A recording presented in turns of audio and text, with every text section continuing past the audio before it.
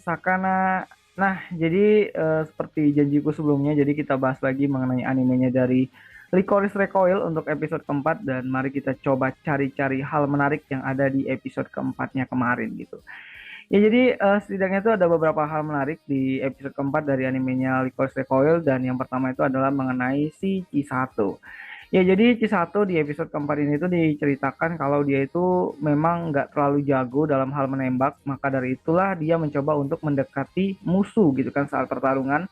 Dan hal ini tuh bisa kalian pastikan dari gaya bertarungnya Cisato yang ada di episode satu dan episode keduanya kemarin. Hal ini juga lah yang membuktikan kalau alasan kenapa Cisato itu menggunakan teknik sistem CAR dalam pertarungan jarak dekatnya untuk bisa menembak dengan sangat akurat gitu kan.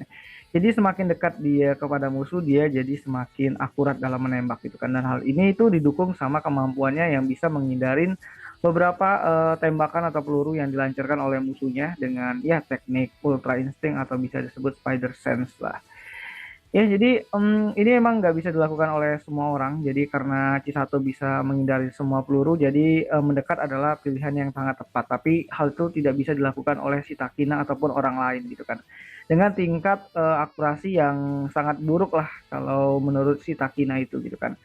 By the way, Chisato kemungkinan besar sudah menggunakan peluru karet dalam pertarungan di 10 tahun yang lalu, di mana dia itu membebaskan ya tower radio lama dan hal itu diberikan oleh si Mika gitu. Menarik banget gitu kan. Nah, jadi yang kedua itu ada ruang khusus di bawah cafe Licorico. Jadi di sini juga dikasih tahu kalau ternyata ada suatu ruangan khusus untuk pelatihan menembak yang ada di bawah bangunan cafe Licorico itu sendiri gitu kan. Yang membuktikan kalau ternyata Mika ini tuh memang sedang mempersiapkan sesuatu yang serius banget gitu kan. Bahkan dia sampai membuat tempat tersebut gitu kan sebagai backup lah tenaga bagi DA lah atau direct attack yang menjadi sekutu Mika saat ini gitu kan. Dan hal ini juga diperkuat dengan rencana Kusonoki di akhir episode keempatnya yang dia nelpon sama Mika dan kayaknya bakalan ada sesuatu yang besar banget di episode kelimanya nanti gitu kan. Jadi kita harus tungguin aja dulu. Dan yang ketiga itu ada Wellnut dan Kurumi. Wellnut dan Kurumi. Wellnut atau Kurumi yang masih melacak alur penjualan senjatanya. Jadi si Wellnut atau Kurumi ini tuh masih cek-cek pasar gelap atau pasar penjualan senjata. Jadi ya dia menemukan fakta lah, menemukan fakta bahwa ternyata senjata-senjata itu tuh tidak ada atau tidak diperjualbelikan di pasar gelap, membuktikan kalau perdagangan senjata tersebut itu memang akan digunakan untuk sesuatu yang lebih besar dalam teror yang akan berlangsung nanti gitu kan di episode mendatang gitu. Jadi nggak dijual belikan, jadi bukan mengenai uang, jadi memang karena si Alan ini tuh atau si Shinji ini tuh kan uangnya tuh banyak banget tuh. Jadi dia beli senjata yang cukup banyak, ada 1.000 senjata dan itu bakalan digunakan untuk sesuatu atau event atau insiden nantinya ke depannya gitu kan. Jadi nggak dijual belikan lagi di pasar gelap gitu. Dan Shinji juga sepertinya bakal bertanggung jawab dengan insiden besar tersebut nantinya di episode-episode mendatang. Jadi kita tungguin aja apa sih aksi dan rencananya dari Shinji ini tuh sendiri gitu. Terus yang keempat itu ada fakta yang benar-benar unik banget yaitu suatu fakta yang mengejutkan dan ya nggak mengejutkan banget sih sebenarnya udah bisa ketebak lah gitu kan dan ada juga video yang pernah aku buat juga mengenai Cisato adalah orang yang mungkin dekat sama Alan organisasi. Ya jadi fakta unik yang ada atau fakta menarik yang ada di episode 4 tersebut juga mengatakan kalau ya Cisato adalah salah satu dari anak Alan gitu kan. Bukan anak dalam artian biologis ya, tapi Cisato adalah anak-anak yatim piatu yang di asuh sama Alan atau mungkin ya diambil lah gitu kan dan mau dididik lah di organisasi Alan karena dia Cisato itu memiliki suatu bakat yang menurut organisasi Alan itu berguna untuk mereka gitu kan. Jadi suatu fakta yang mengejutkan kalau Cisato adalah salah satu dari anak berbakat yang telah mungkin sudah dipungut lah sama Alan Organization. Bahkan Shinji sendiri itu memberikan kalung simbol dari organisasi Alan sendiri kepada Cisato kecil gitu kan. Walaupun Cisato tuh nggak ingat gitu. Ya sepertinya Chisato awalnya memang dijadikan seorang pembunuh jenius mirip apa yang dikatakan sama si Shinji. Namun berkat Mika, Chisato tuh atau Chisato kecil itu akhirnya bisa dimasukkan ke dalam project Licorice DDA gitu kan. Jadi ya bisa dibilang Mika itu menyelamatkan Chisato dari takdir buruk lah. Jadi kemungkinan besar kalau Chisato itu diasuh sama Alan Organization, mungkin Chisato jadi pembunuh yang mungkin brutal banget dan ya dengan kemampuan dan bakatnya mungkin dia bakalan jadi seseorang yang ditakutin dan bisa jadi perusak dari sistem perdamaian masyarakat yang ada di Jepang sana gitu kan. Makanya si Mika tuh nyelamatin Chisato dan ya terjadi suatu perjanjian antara Mika sama si Shinji gitu. Dan ya ini Mika benar-benar bisa dibilang adalah ayahnya, benar-benar ayah angkatnya dari si Chisato gitu. Namun kayaknya ya Mika menyelamatkan Chisato kecil dan akhirnya dimasukkan ke dalam project Licorice DA dan dia menyelamatkan tower radio.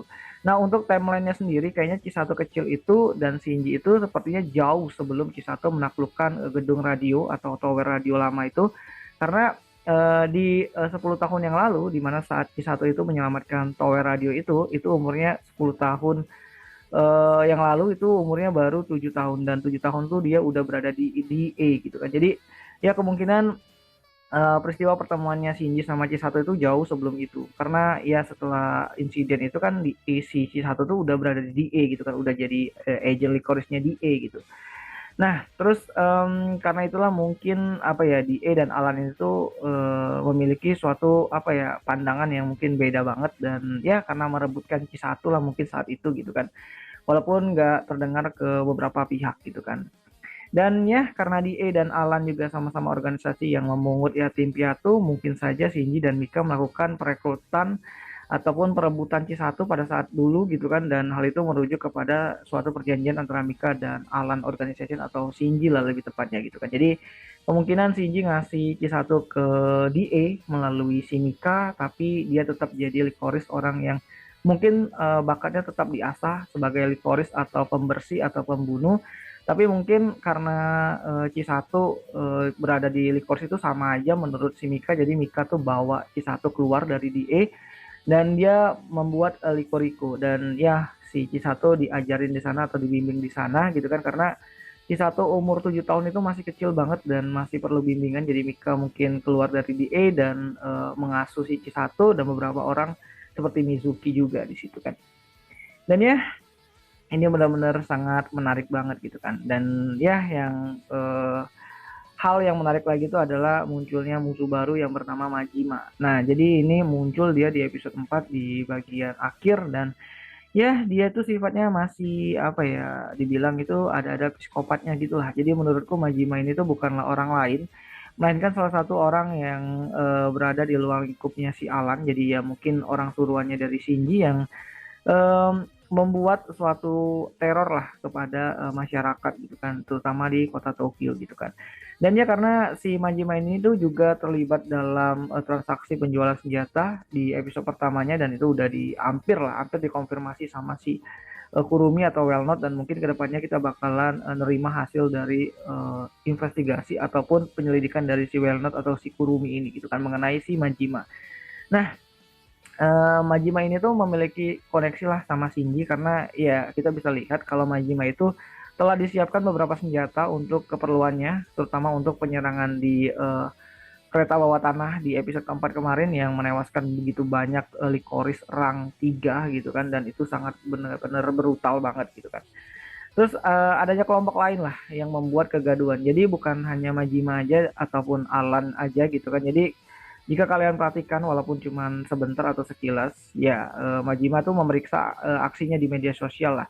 Karena dia tuh pengen aksinya tuh dipublish lah, diketahui oleh semua orang karena memang itu adalah tugasnya para teroris gitu kan. Tapi dia merasa kesal karena kasus tersebut atau insiden yang dia ciptakan itu tuh ditutupin sama DE gitu kan kasusnya gitu kan dan malah dibilang itu kayak kecelakaan biasa.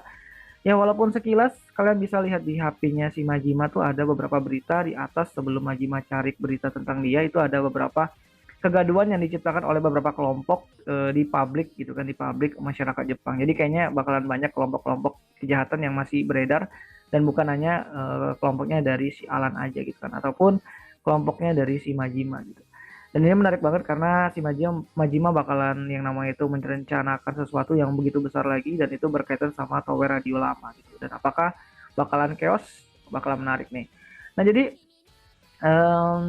ya kenapa si Majima ini tuh kesal karena aksinya itu ditutupin sama DA ya karena DA itu masih bertanggung jawab akan pencurian ataupun bisa dibilang itu sebuah tuh transaksi senjata yang ilegal yang mereka tuh apa ya, kelupaan atau mungkin kecolongan mengenai kasus tersebut dan ngebuat 1000 senjata itu lolos begitu aja dari pandangan mereka gitu kan.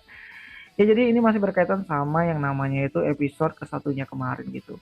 Ya lebih tepatnya ini adalah aibnya dari DE atau mungkin aibnya dari Kusonoki, komandannya DE saat ini yang untuk sektornya Tokyo.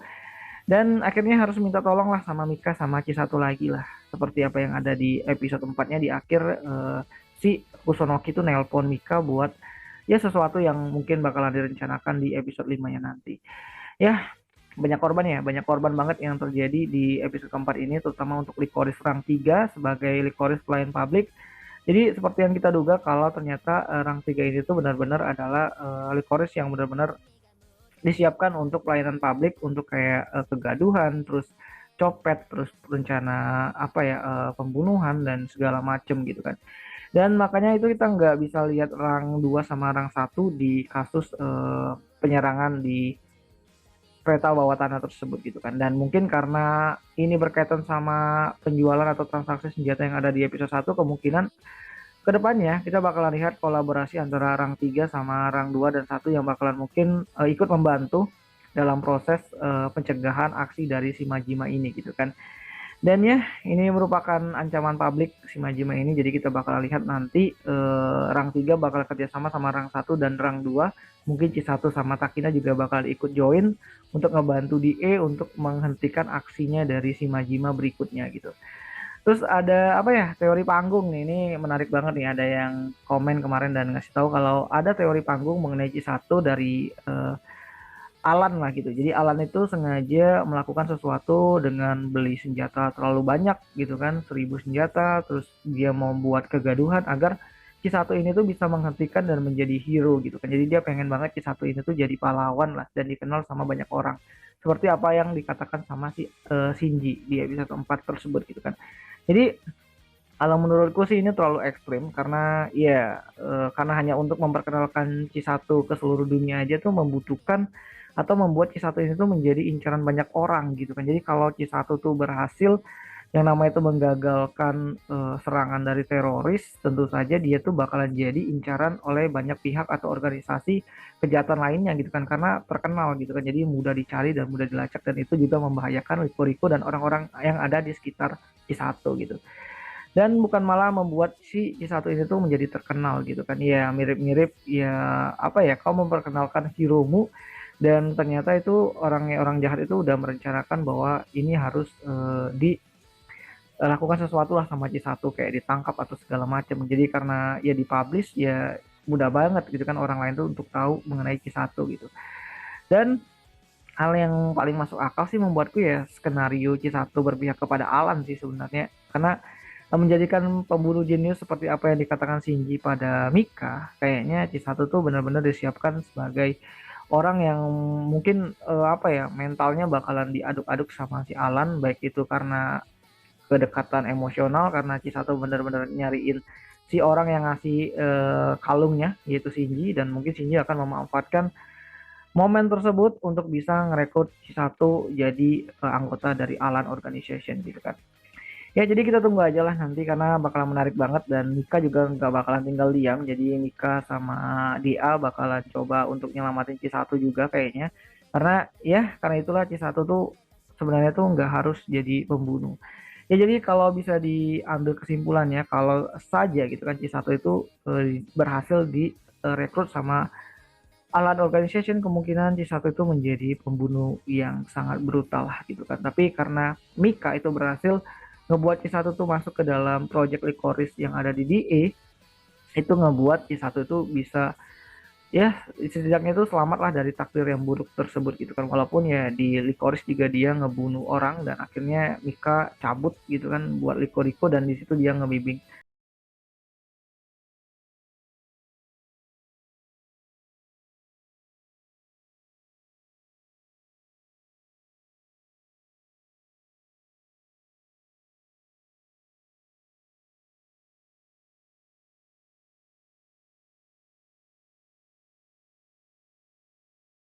rilis baru kita coba bahas lagi mengenai animenya dari Licorice Recoil ini. Jadi ya sampai jumpa di pembahasan anime lainnya.